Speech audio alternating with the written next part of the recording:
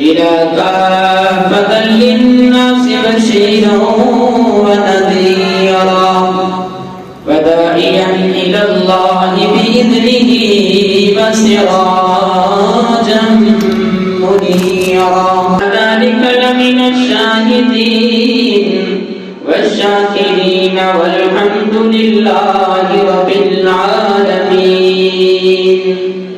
إن الله وملائكته يصلون على النبي يا أيها الذين آمنوا صلوا عليه وسلموا تسليما وجب خاموش نرجي الصلاة والسلام عليك يا سيدي يا رسول الله وعلى آلك وأصحابك يا سيدي يا حبيب الله الصلاة والسلام عليك يا سيدي يا رحمة للعالمين وعلى آلك وأصحابك يا سيدي يا خاتم النبيين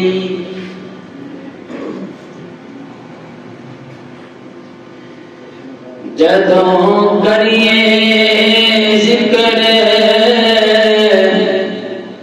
محمد دا دل نوں سرور جاندا اے جدوں کریے ذکر محمد دا محفل نوں سرور جاندا اے جس دل وچ عشق محمد ہے اس دل وچ نور جاندا اے جس دل وچ عشق محمد ہے اس دل وچ نور جاندا اے جدوں کریے ذکر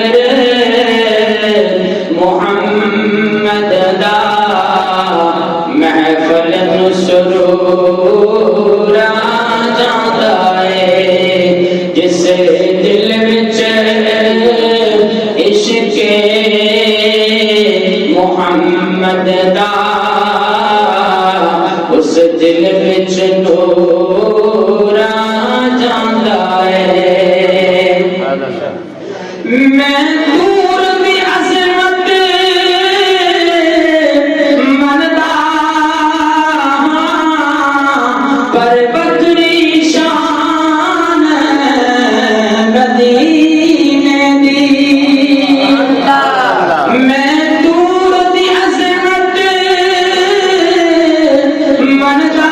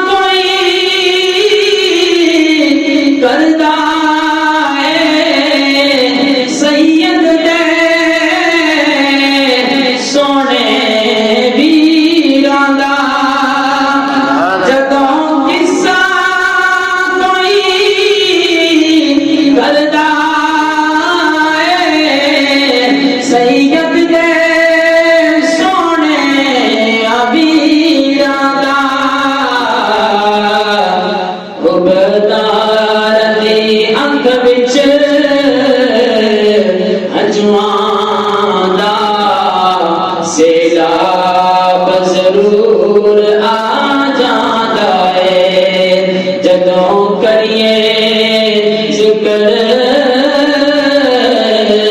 محمد دا محفل سرور آ جاندا ہے جدوں ویکھنا اپنے عملاں نوں شرم وچ ڈوب میں جانا جدوں ویکھنا اپنے عملاں نوں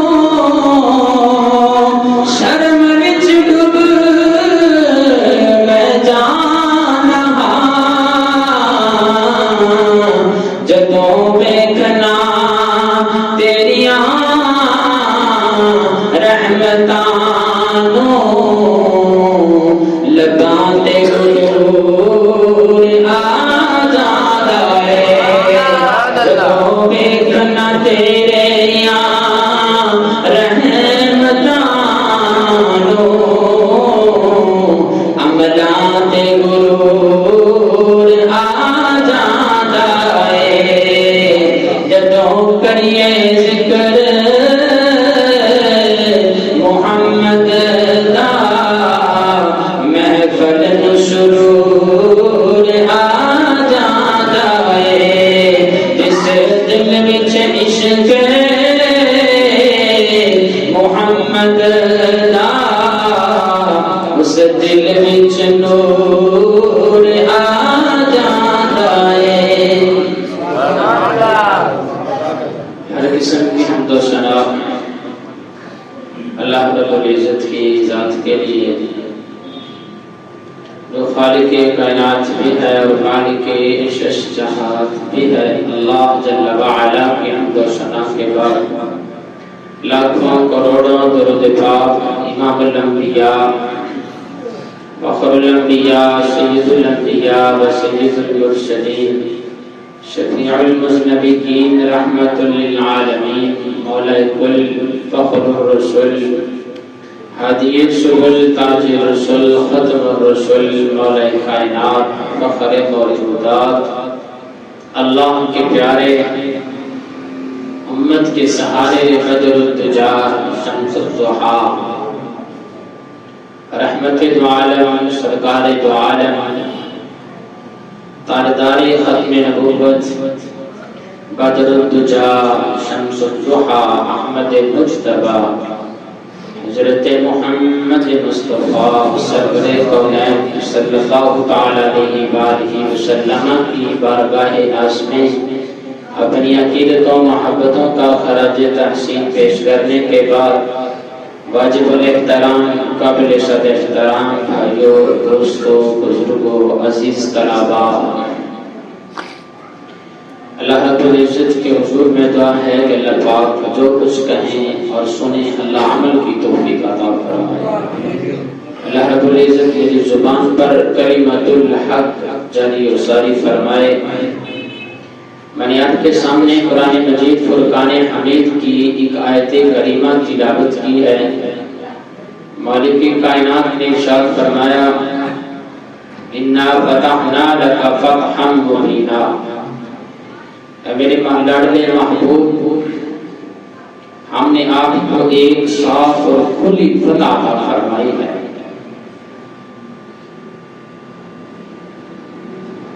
حضور جانے جانا صلی اللہ تعالی علیہ وآلہ وسلم نے اللہ کے حکم سے جب نبوت کا اعلان فرمایا تو نور نبوت سے وادی جسرہ جسے آج ہم مدینہ المنورہ کہتے ہیں نور نبوت سے وہ بھی جگمگا اٹھی چند برس کے بعد 72 افراد کا قافلہ مدینہ المنورہ سے مکہ کی طرف روانہ ہوا ان سعادت مندوں نے ہادی برحق صلی اللہ تعالی علیہ وآلہ وسلم کو اپنے ہاں مستقل قیام کرنے کی گزارش پیش کی یا رسول اللہ فداک بی و امی و روحی و قلبی یا سیدی یا رسول اللہ صلی اللہ علیہ وسلم آپ ہمارے یہاں مدینہ المنورہ میں تشریف لے ہیں۔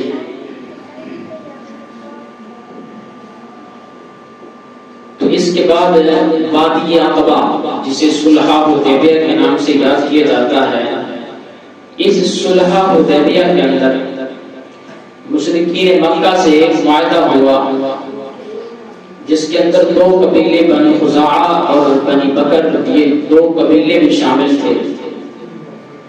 تو اس عہد پر، اس معاہدے پر عمل کرنے کا کہا گیا، لیکن مشرکین مکہ غرور، تکبر، کوٹ کر ان کے اندر بھرا ہوا تھا۔ کچھ دن گزرے تو جو قبیلہ بنی بکر تھا، انہوں نے قبیلہ بنی خزاعہ پر چڑھائی کی اور رات کے وقت سوئے ہوئے تھے۔ کچھ افراد کو، چونکہ کچھ مسلمان بھی ہو چکے تھے، شہید کر دیا، کچھ قتل ہو گئے۔ اب صبح کے وقت قبیلہ بنی خزاعہ والے سارے قافلہ کی شکل میں اشعار پڑھتے ہوئے حضور جانا کی بارگاہ میں مدینہ المنورہ پہنچے۔ عرض کیا رسول اللہ صلی اللہ علیہ وسلم، وہ معاہدہ ہوا تھا، لیکن معاہدے کے باوجود قبیلہ بنی بکر نے ہم پر ظلم کیا، ہمارے اتنے بندے قتل کر دیے گئے، شہید کر دیے گئے، اور مشرکین مکہ ان کو روکنا چاہیے تھا، لیکن انہوں نے بھی اس قبیلے کے ساتھ مل کر ہم پر ظلم کیا اور ساری رات ہمارے بندوں کو قتل کرتے رہے۔ تو نبی رحمت صلی اللہ علیہ وسلم نے اپنے قاصد کو مکہ کی طرف بھیجا، فرمایا کہ جاؤ مکہ والوں سے کہہ کے آؤ کہ تمہارے ساتھ ہمارا معاہدہ ہوا تھا، لہذا تم نے معاہدے کی خلاف ورزی کی ہے، اب تم یا تو جو بندے قتل کیے ہیں ان کی دیت دے دو، یا مشرکین مکہ قبیلہ بنی بکر سے پیچھے ہٹ جائیں، ہم جانے قبیلہ بنی بکر جانے۔ تو مشرکین مکہ نے کہا کہ نہ ہم دیت دیں گے، نہ قبیلہ بنی بکر کا ساتھ چھوڑیں گے، تم سے جو ہوتا ہے کرو۔ یہ دھمکی کون دے رہا ہے؟ مشرکین مکہ۔ مشرکین مکہ نے دھمکی دے دی۔ اب وہ قاصد واپس پلٹا حضور کی بارگاہ میں، عرض کی یا رسول اللہ، وہ تو کہتے ہیں جو ہوتا ہے کر لو، ہم نے کچھ نہیں کرنا۔ تو نبی رحمت صلی اللہ علیہ وسلم نے ارشاد فرمایا کہ لو غلاموں، تمہارے دل کی ایک تمنا تھی، ایک آرزو تھی جس کا ذکر انجیل کے اندر بھی گزر چکا۔ تمہارے دل کی تمنا تھی کہ تمہیں مکہ سے نکالا گیا، تم پر ظلم ہوا، ستم ہوا، تمہاری بیویاں چھین لی گئی، تمہارے بچے چھین لیے گئے، تمہارے بچے تمہارے سامنے شہید کر دیے گئے، تمہارے والدین کو تم سے چھین لیا گیا، تم پہ ظلم ہوا، بلال پہ ظلم ہوا، آل یاسر پہ ظلم ہوا۔ تمہارے دل کی تمنا تھی کہ حضور جانا کا لشکر ایک بہت بڑی تعداد کے اندر ایک قافلہ بن چکا ہے، ایک لشکر بن چکا ہے، ایک سیل راہ بن چکا ہے۔ تو میرے غلاموں، تمہارے دل کی تمنا تھی کہ مکہ کو فتح کیا جائے، اب تیاری باندھو، مکہ کو فتح کرنے کا وقت آ جائے۔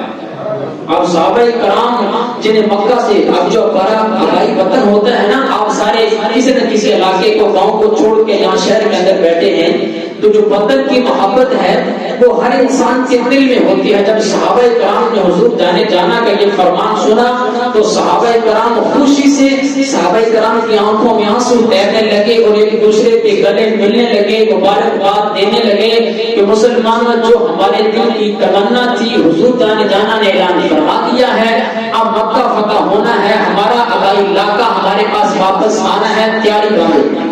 اب مدینہ کے اندر بھی انصار بھی، مہاجر بھی، جو ساتھ والے لوگ تھے قبیلے والے، وہ بھی اب پورا ایک لشکر تیار ہو رہا ہے، اور ادھر سے جو انہوں نے غرور تکبر کے نشے میں کہا تھا نا جو ہوتا ہے کر لو، تو ابو سفیان مکے کا سردار تھا، وہ کہنے لگا کہ ہم نے غلطی کی ہے، کہ ہم نے ان کو کہنا نہیں چاہیے تھا، لیکن ہم نے غلطی کی ہے۔ تو لوگوں نے کہا کہ ایسے کریں کہ آپ کی بیٹی حضور کے نکاح میں ہے، ام حبیبہ، تو آپ جائیں۔ ابو سفیان مکے سے چلا، مدینہ پہنچا، حضور جانا، حضرت ام حبیبہ کے دروازے پہ دستک دی۔ ام حبیبہ نے پوچھا کون؟ فرمایا کہ میں تیرا باپ ابو سفیان۔ دروازہ کھولا، ابو سفیان داخل ہوا تو حضرت ام حبیبہ ام المومنین جلدی سے توڑ دی ہے، جو حضور جانا کا بستر مبارک تھا نا، اس کو جلدی سے لپیٹ دیے۔ تو باپ کہتا ہے بیٹی تیرے اندر معاذ اللہ شر آ گیا ہے، کیا میں اس بسترے کے قابل نہیں ہوں؟ تو بیٹی باپ سے کہتی ہے کہ آپ اس بسترے کے قابل نہیں ہیں۔ باپ نے کہا تیرے اندر شر آ گیا ہے، تو بیٹی حبیبہ کہتی ہے ہاں میرے اندر شر نہیں آ گیا، بلکہ میں نے تو حضور جانا کی غلامی اختیار کی ہے، دین اسلام کو اختیار کیا ہے، ایک اللہ کے حضور میں سجدہ کرتی ہوں، تمہارے اندر شر آ گیا ہے، تم 360 بتوں کو چومتے ہو، ان کے سامنے جھکتے ہو، نہ بولتے ہیں اور نہ تمہاری سنتے ہیں نہ دیکھتے ہیں، تم ان کی پوجا کرتے ہو۔ ابو سفیان نے آقا علیہ الصلوۃ والسلام سے بات کرنا چاہی، توجہ میری طرف پکے چلتے چلتے جو میرے گل میں چلے گی نہ کام خراب ہو جانا، گل سمجھ نہیں آ رہی۔ اب بیٹی کہتی ہے باپ سے، ابو سفیان کہتا ہے حضور جانا سے کہ میں صلح جو ہوئی تھی نا، ہماری معاہدہ ہوا تھا، میں اس کو پڑھانے کے لیے آیا ہوں، لیکن میرے حضور نے بات نہ سنی۔ جب بات نہ سنی تو ابو سفیان ابو بکر صدیق کے پاس، ابو بکر صدیق نے فرمایا تمہارے ساتھ میری کوئی بات نہیں، چلے جاؤ۔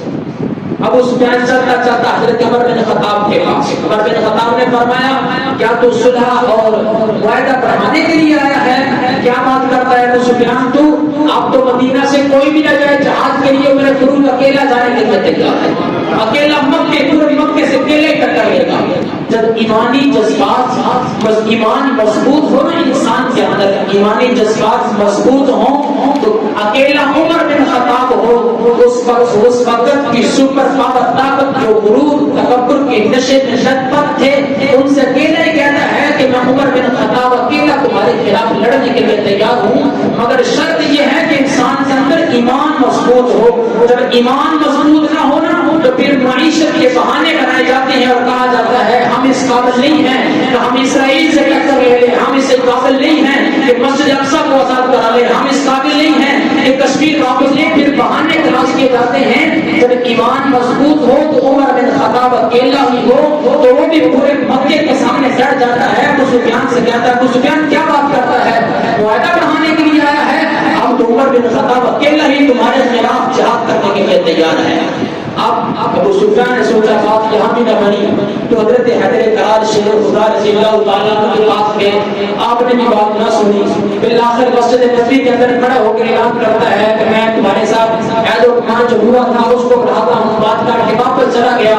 جب مکے کے اندر پہنچا تو جا کے اعلان کرتا ہے مکے والوں میں گیا تھا، میری بات کسی نے نہیں سنی لیکن میں اعلان کر کے آ گیا ہوں، تو سبھی نے ابو سفیان کو برا کہا، لیکن اب ادھر سے مسلمان جو تھے وہ تیاری کر رہے تھے، اب مسلمانوں کی تیاری ہوئی 10 رمضان المبارک، یہ ماہ رمضان کا مقدس مہینہ، اس مہینے کے اندر تقریباً 12 یا 13 موضوع خاص بنتے ہیں، لیکن ہر ایک پہ گفتگو نہیں ہو سکتی تھی، اس لیے میں نے مکہ فتح کا موضوع رکھا تھا کہ تمام موضوع اسی کے اندر آ جائیں گے۔ تو نبی رحمت صلی اللہ علیہ وسلم اپنے قافلے کو لے کر مدینہ سے جب روانہ ہوئے، جب آئے تھے تو 3 افراد تھے، جب آئے تھے 3 افراد تھے، اب حضور جانا مکہ کی طرف جانے لگے ہیں تو میرے حضور کے ساتھ 10,000 کا لشکر 10,000 کا لشکر میرے حضور کے ساتھ ہے، میرے حضور اپنی سواری پہ سوار ہیں۔ 10 رمضان کو آغاز ہوا، چلتے چلتے مکہ سے 4 میل کے فاصلے پر ایک جگہ کا نام ہے وادی فاطمہ مرمت زہران، اس جگہ پر جا کر قیام کیا، عشاء کے نماز کا وقت تھا، میرے حضور نے فرمایا کہ میرے غلاموں اس جگہ پر خیمے لگا دیے جائیں، خیمے لگ گئے، میرے حضور نے فرمایا عشاء کی نماز کا وقت تھا، ادا کی، فرمایا کہ اب آگ جلاؤ۔ 10,000 کا لشکر ایک پورے یعنی کہ ایک صحرا کے اندر جب 10,000 کے لشکر نے آگ جلائی تو یوں لگ رہا تھا کہ جہاں پر وہ آج نیا جہان آباد ہو گیا ہے، اور یہ جو آگ کی لائٹیں تھی نا یہ مکہ تک دکھائی دے رہی تھی۔ ابو سفیان نے دیکھا کہ یہاں پر کون سا قافلہ، آپ کے ساتھ 2 شخص اور تھے، حکم بن حزام رضیل بن طرفہ، یہ دونوں شخص کے ابو سفیان کے ساتھ جب یہاں پر پہنچے تو دیکھا کہ بہت بڑا قافلہ ہے، یہ کہنے لگا ابو سفیان یوں لگتا ہے جیسے بنی خزاعہ والے آ گئے ہیں، تو فرمایا نہیں ان کا تو قافلہ چھوٹا سا ہے، یہ نہیں ہے۔ دوسرے نے کہا یوں لگتا ہے جیسے جیسے کیسر روم ایران کیسر و کسرا کی ساری فوجیں آ گئی ہیں اور مکہ کو فتح کرنے کے لیے آئی ہیں. تو ابو سفیان چلتے چلتے تھوڑا سا صبر کیا تو دیکھا حضرت عباس رضی اللہ تعالیٰ عنہ حضور جانے جانا کہ چچا آپ کو نظر آئے. جب نظر آئے تو ابو سفیان دوڑ کے اس کے پاس گیا. جا کر کہنے لگا کہ یہ اتنا بڑا لشکر جراح یہ سیل رواں کس کا ہے؟ تو حضرت عباس کہتے ہیں جس کو تم نے مکہ سے یتیم بنا کے نکالا تھا یہ اسی کا لشکر ہے, یہ اسی کا لشکر جراح آیا ہے. تو ابو سفیان کہتے ہیں کہ میرے پاؤں سے مٹی نکل گئی اور زبان پر ناشا طاری ہو گیا, دماغ خوف ہو گیا اور جسم کانپنے لگا, ٹانگیں کانپنے لگی. تو کہتا ہے عباس یہ لشکر کس کے لیے؟ تو فرمایا کہ آج مکہ کو فتح کرنے کے لیے کہ حضور جانے جانا کا لشکر آیا ہے, آج کوئی بچ نہیں سکے گا, آج کوئی بچ نہیں سکے گا. تو حضرت ابو سفیان جو تھے وہ کام رہے تھے. تو حضرت عباس رضی اللہ تعالیٰ عنہ فرمانے لگے کہ میرے پر گھوڑے پر سوار ہو جاؤ. آپ گھوڑے پر سوار ہوئے اور ادھر سے حضرت عمر بن خطاب کی نظر پڑ گئی کہ ابو سفیان حضور جانے جانا کا دشمن, اللہ کا دشمن نظر آ گیا. تو حضرت عمر بن خطاب نے جلدی سے تلوار میان سے نکالی اور بھاگے. جب بھاگے قتل کرنے کے لیے تو حضرت عباس رضی اللہ تعالیٰ نے دیکھا کہ عمر بن خطاب آ رہے ہیں تو یہ ان کو واسطے جہنم کر دیں گے. جلدی سے ان گھوڑے کو ایڑی لگائی اور بتا کر جناب کو حضور جانے جانا کی بارگاہ میں لے گئے. تو آقا علیہ الصلوۃ والسلام کے جب پاس پہنچے تو عمر بن خطاب بھاگتے ہوئے وہاں پہنچے. عمر بن خطاب کہتے ہیں یا رسول اللہ حکم فرمائیے میں اس کافر کی اس مشرک کی گردن کو تن سے جدا کر دیتا ہوں, یہ آپ کا بھی دشمن, خدا کا بھی دشمن, دین اسلام کا دشمن, صحابہ کا دشمن, صحابہ کا قاتل ہے, اعلان فرمائیے میں اس کو واسطے جہنم کر دوں. تو ادھر سے حضرت عباس رضی اللہ تعالیٰ عنہ بھی بنا دے چکے تھے, حضور جانے جانا بھی بنا دے چکے تھے. تو آقا علیہ الصلوۃ والسلام نے فرمایا ابو سفیان یہ وقت نہیں آ گیا تو بھی کہہ دے لا الہ الا اللہ محمد رسول اللہ صلی اللہ علیہ وسلم. اگر سے ابو سفیان کہتا ہے جی یا رسول اللہ صلی اللہ علیہ وسلم اگر اللہ کے علاوہ کوئی اور ہمارا معبود ہوتا تو آج ہماری مدد ضرور کرتا. اس کا مطلب ہے کہ وہ اللہ کی ذات ہی ہے جو آج ہمیں بچا سکتی ہے ورنہ ہمیں کوئی اور بچانے والا نہیں ہے. آقا علیہ الصلوۃ والسلام نے فرمایا کہ عباس اپنے خیمے میں لے جاؤ, اسی کو لے کے آنا. صبح ہوئی حضرت ابو سفیان آئے, حضور جانے جانا کی بارگاہ میں ایک دو باتیں ہوئی تو کہنے لگا ابھی میرے دل کے اندر تردد ہے, شک ہے. تو حضرت عباس نے فرمایا ابو سفیان کیا بات کرتا ہے, کلمہ پڑھ, ورنہ ابھی اشارہ ہوگا تیری گردن اتر جائے گی. جلدی سے کلمہ پڑھا, دائرہ اسلام میں داخل ہو گیا. کہتا ہم نے کیا سوچا تھا کہ ایک وقت آئے گا آمینہ کا لاری سے شان و شوکت سے آئے گا اور مکہ کو فتح کرنے کے لیے آئے گا, ہمیں تو خبر ہی نہ تھی. کلمہ پڑھا, دائرہ اسلام میں داخل ہو گئے. میرے حضور نے فرمایا کہ جاؤ عباس ابو سفیان کو پہاڑی پہ لے جاؤ. پہاڑی پہ لے گئے. ادھر سے ظہر کی نماز کا وقت ہوا. آقا علیہ الصلوۃ والسلام نے ارشاد فرمایا چلو بھی میرے غلاموں نماز ادا کرو. نماز ادا کرنے کا وقت ہوا. صحابہ کرام نے مشکل پانی کے نکالے, وضو کرنے لگے. دو صحابی کھڑے حضور جانے جانا کو وضو کرانے لگے تو صحابہ جلدی سے جھپٹے اور حضور جانے جانا کے جسم کے ساتھ پانی مس ہو کے جو قطرے زمین پہ گر رہے تھے صحابہ کرام نے نیچے ہاتھ کر لیے, اپنے چہرے پہ ملنے لگے. ابو سفیان کہتا ہے بڑے بڑے بادشاہ تھے, میں نے ملک شام کے سفر کیے, کیسر روم ایران کیسر و کسرا کے سفر کیے, لیکن اس جیسا بادشاہ کو میں نے دیکھا ہی نہیں ہے کہ جس کے جسم کے ساتھ لگنے والا پانی صحابہ زمین پہ گرنے نہیں دیتے وہ مکہ والوں کو حضور جانے کا گانے دیں گے, نہیں ہو سکتا. اس کا مطلب یہ ہے کہ مکہ کو فتح کرنے کا وقت آ چکا ہے. خیر نماز ہوئی. جب نماز ہوئی تو میرے حضور نے فرمایا چلو بھی میرے غلاموں سواریاں تیار کرو اور چلو. عباس سے فرمایا کہ ابو سفیان کو پہاڑی پہ کھڑا کر کے یہ سارا منظر, یہ لشکر جراح, یہ سیل رواں, یہ قافلہ رواں سارے کا سارا دکھاؤ. ابو سفیان کہتا ہے میری نظر پڑی تو میں نے دیکھا بہت بڑا 10,000 کا لشکر یہ زوم ٹولیوں کی شکل میں گزر رہا تھا. تھوڑے سے بڑا 300-400 پھر 300-400 پھر 300-400 جو گزر رہے تھے. گزرتے گزرتے انصار مدینہ حضرت سعد بن عبادہ رضی اللہ تعالیٰ عنہ آپ کے ہاتھ میں جو جتنے بھی انصار تھے ان کے ساتھ تھے, وہ عجیب شان و شوکت سے اپنے بازو کو لہراتے ہوئے آ رہے تھے. یہ وہی ہیں جنہوں نے مکہ سے مہاجرین کو نکالا تھا, حضور جانے جانا کو یہاں سے نکالا تھا. اور حضرت سعد بن عبادہ رضی اللہ تعالیٰ عنہ کی نظر جب ابو سفیان پر پڑی نا تو فرمانے لگے کہ الیوم یوم الملحمہ اتعل الکعبہ. اے ابو سفیان آج لڑائی کا دن ہے, آج گھمسان کا دن ہے, آج مکہ کو فتح کرنے کا دن ہے. ابو سفیان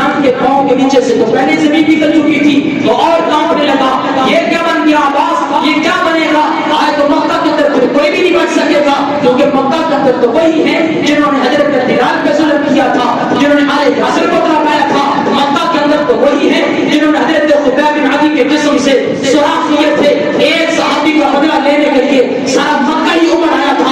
یہ تو وہ ہیں جنہوں نے حضرت خبیب بن عدی کو انگاروں پہ لگایا تھا، چربی پگھلتی تھی، انگارے بجھتے تھے۔ یہ تو وہی ہیں جنہوں نے حضرت بلال کی گلیوں میں گلے کے اندر رسیاں ڈال کر بازاروں کے اندر گھسیٹا تھا۔ اے باز آئے تو پھر کوئی بھی نہیں بچنے والا کہ 7 دن عبادہ کا کہتے ہیں، لڑائی کا دن ہے، نقصان کا دن ہے، مکہ کو باغ کر دیا جائے گا، مکہ پر غلام پہنا دیا جائے گا، مکہ کو کتوں سے باندھ دیا جائے گا۔ کیا آج لڑائی کا دن ہے؟ حضرت 7 دن عبادہ پہلے ہی کام رہے تھے، مزید کامنے لگے۔ اتنے میں حضور جانا کی سواری تشریف لائی کہ میرے حضور سے کی یا رسول اللہ صلی اللہ علیہ وسلم یہ 7 دن عبادہ کیا کہتے ہیں؟ یہ کہتے ہیں آج لڑائی کا دن ہے، آج نقصان کا دن ہے، مکہ کو باغ کر دیا جائے گا۔ تو حضور نے فرمایا کہ نہیں، آج لڑائی کا دن نہیں ہے، آج فتح کا دن ہے، آج کامیابی کا دن ہے۔ آج حضور جانا کے جو غلام ہیں ان کے جھنڈے لہرانے کا دن ہے۔ آپ علیہ السلام تشریف لے گئے۔ اب اس میں جہاں سے بھاگا جلدی سے سواری پر بیٹھا، بھاگتا بھاگتا مکہ کے اندر پہنچا۔ کہنے لگا مکہ والوں حضور جانا کا لشکر زرار آ رہا ہے، ان قریب تم ہلاک ہونے والے ہو، ختم ہونے والے ہو۔ میرے حضور نے فرمایا ہے کہ تم حرم پاک کے اندر داخل ہو جاؤ، اور جو وہاں سے باقی بچ جائیں وہ ابو سفیان کے گھر میں داخل ہو جاؤ، جو باقی بچ جائیں وہ اپنے گھروں کے دروازے بند کر کے تالے لگا لو، دروازوں کو بند کر لو۔ آج نقصان کا دن ہے، 7 دن عبادہ کہتے ہیں، لڑائی کا دن ہے، دروازوں کو بند کر لینا، اپنے تلواریں پھینک دینا، اوزار پھینک دینا۔ آج ان کے سامنے حاجی کے ساتھ انکساری کے ساتھ جھک جانا، ورنہ تمہارا کچھ نہیں بچنے والا۔ اور اسلام جب آتا ہے نا تو چونکے چرا کے اگر بدر شکر کر کے نہیں آتا، اسلام اپنی پاور سے آتا ہے، اسلام اپنی طاقت سے آتا ہے۔ اسلام یہ نہیں کہتا تمہارے سامنے لاکھ کا لشکر ہے، تم 10,000 ہو، تو ہماری جو معیشت ہے وہ تباہ ہو چکی ہے، تم کچھ نہیں کر سکتے۔ اسلام کہتا ہے حضرت خالد بن ولید رضی اللہ تعالیٰ عنہ، آپ کیسے لوگوں کے اندر جب جنگ کرنے کے لیے گئے نا، تو حضرت خالد بن ولید، حضرت امیر المومنین عمر بن خطاب کا زمانہ ہے، آپ کے زمانے میں حضرت خالد بن ولید رضی اللہ تعالیٰ عنہ، آپ نے کیا کیا جی؟ سامنے 2 لاکھ کا لشکر، 2 لاکھ کا لشکر کفار کا پڑا ہے، یہود و نصارہ سامنے کھڑے ہیں۔ ان حضرت خالد بن ولید رضی اللہ تعالیٰ عنہ نے اپنے ساتھ 10 گھوڑے لیے، کتنے؟ 10 گھوڑے لیے، 10 صحابہ لیے، ایک قطار میں کھڑے کر دیے۔ ان کی جو ڈوبے تھی نا، ان کی پوچھ، ان کی دم، ان کو آپس میں باندھ دیا کہ تم نے پیچھے نہیں ہٹنا، ہم نے آگے بڑھنا ہے۔ 10 صحابہ 10 گھوڑوں پر سوار ہو کر حضرت خالد بن ولید 10 صحابہ کو لے کر 2 لاکھ کے لشکر پر بھاری بن گئے اور کفار کے فرش میں اڑا دیے، ان کو ڈھیر کر کے رکھ دیا۔ واپس مدینہ کے اندر پہنچے تو عمر بن خطاب رضی اللہ تعالیٰ عنہ فرمانے لگے، اے خالد بن ولید تو نے کیا کیا؟ 10 افراد اور اتنے بڑے لشکر کے مقابلے میں اتار دیے۔ تو حضرت خالد بن ولید عرض کی امیر المومنین، بات یہ ہے جب قرآن کہتا ہے نا، اللہ پاک کا قرآن کہتا ہے کہ اتنے صحابہ اتنے کافروں پر بھاری ہیں، ہم 2 لاکھ پر ہی بھاری تھے، اس لیے ہم میدان عمل کے اندر اتر گئے۔ جب ایمان مضبوط ہو پھر سامنے 2 لاکھ کا لشکر بھی کچھ نہیں ہوتا۔ یہی حضرت خالد بن ولید رضی اللہ تعالیٰ عنہ، آپ رات کا وقت تھا، سوئے لیٹے ہوئے تھے، باقی صحابہ بھی آرام کر رہے تھے۔ یہ ادھر صحابہ کا لشکر آرام کر رہا ہے، ادھر کافروں کا لشکر آرام کر رہا تھا، رات کا وقت تھا۔ اب حضرت خالد بن ولید رضی اللہ تعالیٰ عنہ آپ اٹھے، گھوڑے پر سوار ہوئے، تلوار کو میدان سے نکالا، سامنے 40,000 کا لشکر بیٹھا ہوا تھا، جا کے جنگ شروع کر۔ جب جنگ شروع کی تو ادھر سے نبی رحمت صلی اللہ تعالیٰ علیہ وسلم حضرت انس رضی اللہ تعالیٰ عنہ ان کی خادم آئے، فرمانے لگے کہ وہ میرا غلام خالد بن ولید اکیلا ہی 40,000 کے لشکر میں جنگ کر رہا ہے، تم یہاں سوئے ہوئے ہو۔ تو آپ جلدی سے اٹھے، گھوڑے کو پکڑا، ایڑی لگائی، میدان کے اندر پہنچے تو فرماتے ہیں کہ میں نے حضرت خالد بن ولید رضی اللہ تعالیٰ عنہ کو دیکھا کہ 40,000 کا لشکر اپنے سامنے سے بھگا۔ جب ایمان مضبوط ہو تو پھر ایک صحابی ہی کافی ہوتا ہے، ایمان مضبوط ہو پھر ساری دنیا کا کفر، ساری دنیا کے یہود و نصارہ مسلمانوں کے سامنے آ جائے تو پھر مسلمانوں کا کچھ نہیں بگاڑ سکتے۔ یہ صحابہ مکے کے اندر داخل ہوئے، جب مکے کے اندر داخل ہوئے اب سارے مشرکین مکہ گھروں کے اندر داخل ہو گئے، ہر بات میں داخل ہو گئے، ابو سفیان کے گھر میں داخل ہو گئے. نبی رحمت صلی اللہ علیہ وسلم نے 3 لشکر ایک اس طرف سے ایک اس طرف سے ایک اس طرف سے روانہ کیے. اب نبی نے فرمایا تم نے کسی کو کچھ نہیں کہنا، جانا ہے، اگر وہ تم پر حملہ آور ہو تو پھر جواب بھی تمہیں دینا ہے. حضرت خالد بن ولید رضی اللہ تعالی عنہ جو شمال کی طرف سے داخل ہوئے، جب داخل ہوئے تو سامنے سے اکرمہ بن ابی جہل، ابو جہل کا بیٹا اکرمہ، بعد میں مسلمان ہو گئے تھے. یہ تقریباً 15 سے 20 افراد کا قافلہ جو بڑے بڑے گنڈے تھے نا، ان کو اکٹھا کر کے لایا، ہم مسلمانوں پہ حملہ کریں گے. آتے ہی مسلمانوں پہ حملہ کیا. خالد بن ولید نے روکا کہ وہ پاس آ جاؤ. جب پاس نہ آئے تو حضرت خالد بن ولید نے فرمایا مسلمانوں تم پیچھے ہو جاؤ. ان کو پیچھے کرتے کرتے 2 مسلمان شہید ہو گئے. تو حضرت خالد بن ولید رضی اللہ تعالیٰ عنہ تلوار کو میان سے نکالا، ایک ہی بار کیا. 35 کلو کی تلوار تھی حضرت خالد بن ولید کی، 35 کلو کی.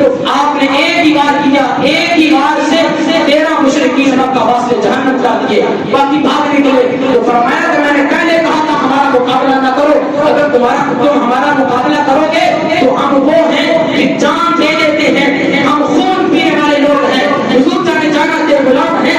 ہم تو اکیلے ہی ہوں، خریدنے کے لیے بڑے لشکر کے درمیان میں گھس جایا کرتے ہیں.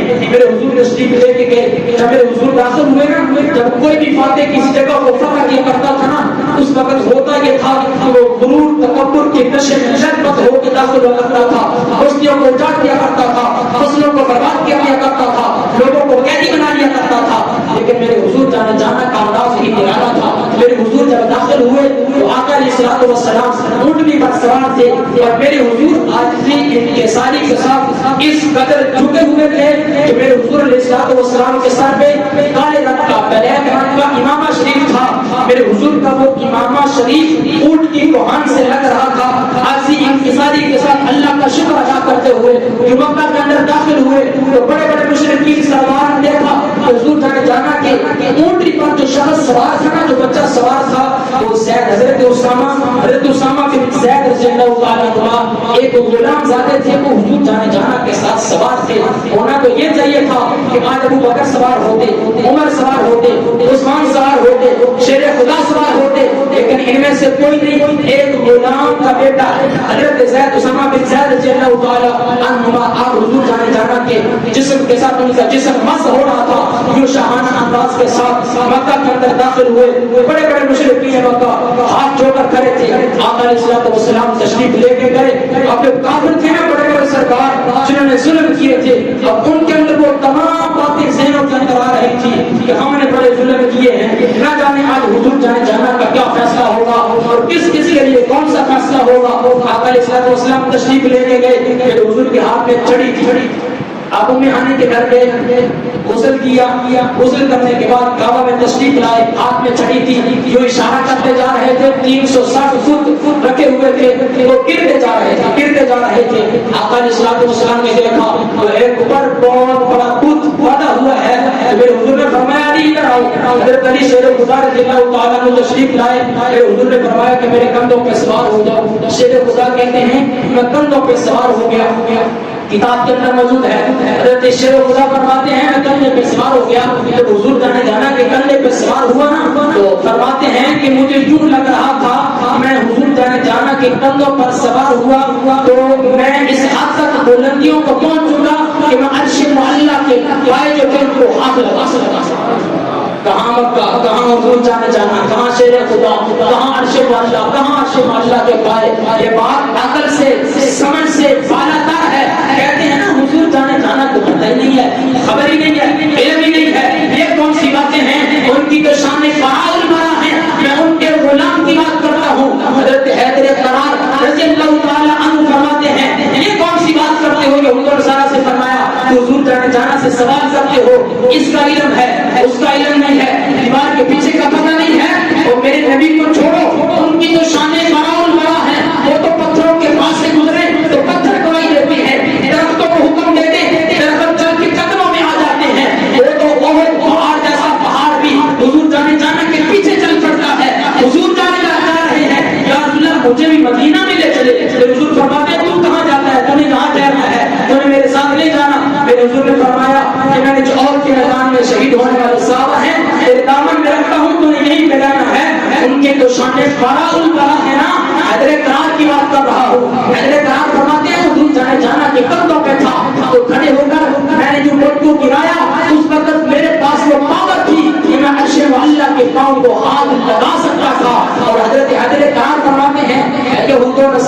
नबी से सवाल करते हो, मैं हुजूर जाने जाना का वो गुलाम हूँ जिसके बारे में मेरे हुजूर ने फरमाया अना मदीनतुल इल्म व अलीजुल बाबुहा। मेरे हुजूर ने मेरे बारे में फरमाया मुझसे पूछो अर्शे मदीना के पार क्या है। हजरत शेर खुदा वो भी बताने के लिए तैयार है। नारे तकबीर, अल्लाहु अकबर, ताजदारे खत्म नबूवत जिंदाबाद जिंदाबाद, ताजदारे खत्म नबूवत जिंदाबाद जिंदाबाद, मनसब नबिय्यन फातुलुहु दीन आया। मक्का में फतह हुआ तो तलवार से फतह हुआ। अगर तलवार उठाने की जरूरत ना होती तो हुजूर जाने जाना तलवार उठाकर बदर के मैदान में कभी न जाते, तलवार उठाकर अहद के मैदान में कभी न जाते, तलवार उठाकर हुनैन के मार्के में कभी न जाते, तलवार उठाकर ग़ज़वा तबूक के अंदर कभी न जाते। तलवार हुजूर जाने जाना ना उठाते। हुजूर जाने जाना दुनिया से तशरीफ लेके गए ना तो मेरे हुजूर के घर के अंदर एक किरण भी नहीं था, लेकिन 7 तलवारें मेरे हुजूर के पाक के हुजरे मुबारक के अंदर मौजूद थी। तलवार मुसलमानों की शान है, तलवार मुसलमानों की इज्जत है, अजमत है। यही मेरे हुजूर के गुलाम मेरे हुजूर के सहाबा जिस मैदान के अंदर भी निकले तो चूके चुरा के अंदर मगर शक्ल करके नहीं गए कि चूंकि मुसलमान अखलाक अज़ीम के बहुत बड़े मालिक हैं, अखलाक से फतह करेंगे। जितने भी अल्लाह के हुए तलवार से फतह हुए हैं। अगर आज भी मस्जिद अक़सा, जब मस्जिद अक़सा पहले फतह हुई तलवार से फतह हुई थी, बाद में सुल्तान सलाहुद्दीन अय्यूबी के दरमियान में फतह हुई है, उस वक्त फिर तलवार से फतह हुई है। अगर आज भी मस्जिद अक़सा फतह होगी तो तलवार के जोर पर फतह होगी। आज भी शाम के अंदर, फलस्तीन के अंदर, बर्मा के अंदर, यमन के अंदर जो मुसलमानों पर जुल्म सितम के जुल्म ढाए जा रहे हैं, इनको रोकना होगा तो एक ही तरीका है, वो अक़वाम मुत्तहिदा के अंदर जाकर करारदादें पास करवाने से नहीं होगा। इनका एक इलाज है, वो अल जिहाद है, अल जिहाद है। बात मेरी नहीं है, बात अल्लाह के कुरान की है। अल्लाह पाक खुद अपने हबीब से फरमाता था या अय्युहन नबिय्यु हर्रिज़िल मुमिनीना अलल क़िताल। मेरे नबी अपने गुलामों को जिहाद पर उभारिए। अल्लाह क्या चाहता है, वनुरीदु अन नमुन्ना अलल लज़ीना इस्तुज़इफ़ू फिल अर्दि वनजअलहुम अइम्मतन वनजअलहुमुल वारिसीन वनुमक्किना लहुम फिल अर्दि वनुरिया फिरऔन व हामान व जुनूदहुमा मिनहुम मा कानू यहज़रून। अल्लाह क्या चाहता है, अल्लाह ये चाहता है वनुरीदु अन नमुन्ना अलल लज़ीना इस्तुज़इफ़ू फिल अर्दि वनजअलहुम।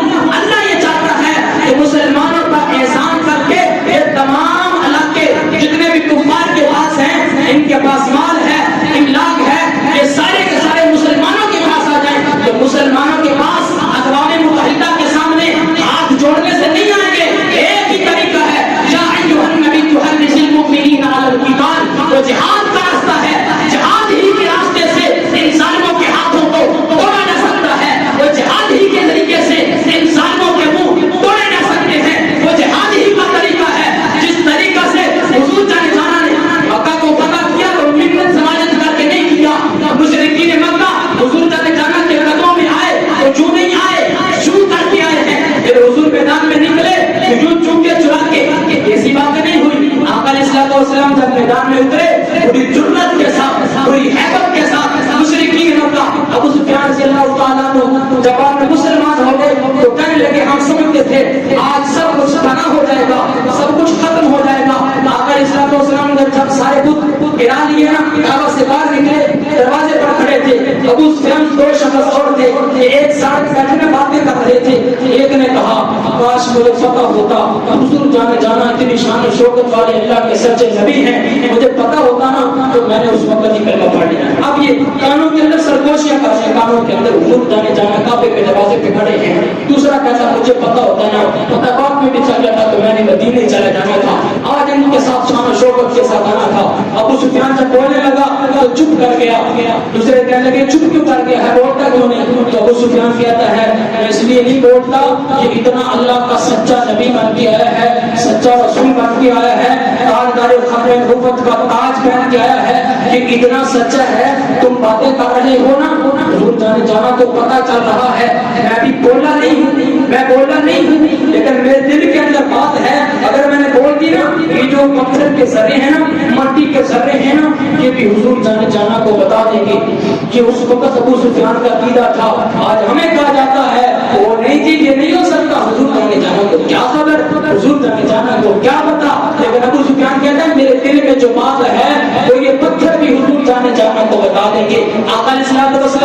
से नीचे उतरे, फरमाया भी तुम तीनों में नहीं पास आओ। फिर हुजूर ने तीनों को बुलाया, बुला कर फरमाने लगे तुम ये बात कर रहे थे, तुम ये बात कर रहे थे। अबू सुफियान तू बात करने लगा था तो खामोश हो गया। उसी वक्त अबू सुफियान ने दूसरे साथियों से कहा देखा, तो उस वक्त कह रहा था कि मट्टी के सर्रे भी इन्हें बता देता, पत्थर के सर्रे भी इन्हें बता देते हैं, पत्थर के सर्रे भी इनके सामने गवाहियां देते हैं। तो इस वक्त जो मुसलमानों का हाल है, मुसलमानों पर जुल्म सितम उठाए जा रहे हैं, तो उसका रास्ता एक ही है, वो जिहाद का रास्ता है। हमारी माइशत बानी हुई, हमारी माइशत कमजोर नहीं हुई, ईमान कमजोर हो चुके हैं, हमारे ईमान सो चुके हैं। वरना 313 हो तो 1000 का मुकाबला अकेले करते हैं, खालिद वलीद अकेला हो तो 40,000 का लश्कर का मुंह तोड़ देता है, 10 सहाबा हो तो 2 लाख का मुंह तोड़ देते हैं, अब्दुल्लाह बिन सरा हो तो 2 लाख का लश्कर हो, 2 लाख के लश्कर में से लड़ते लड़ते जाके बादशाह को वास्ते जहन्नम करके उसका सर नेज़े पे चढ़ा के अब्दुल्लाह बिन जुबैर की खिदमत में पेश कर देते हैं। जब ईमान मजबूत हो तो फिर सारी दुनिया के यहूद और नसारा भी इकट्ठे हो जाए ना, तो फिर मुसलमानों के मुकाबले में कुछ नहीं है। इसलिए इन काफिरों का सिर्फ एक इलाज है, वो अल जिहाद है, वो अल जिहाद है, वो अल जिहाद है। जब तक मुसलमान यूं सोए रहेंगे, मुसलमानों पर जुल्म होता रहेगा। जिस दिन मुसलमान बेदार होकर मैदान अमल में आ गए और काफिर के बच्चों असी आगे और जुल्म करना, जिस दिन मुसलमान सामने आ गए, मैदान उतर गए, इंशाअल्लाह उसी दिन सारे यहूद और सारा मुसलमानों के कदमों में नजर आएगा। अल्लाह रब्बुल इज्जत की हुजूर में दुआ है, अल्लाह पाक हमें अमल करने की तौफीक अता फरमाए। व मा अलैना इल्ला अल बलाग।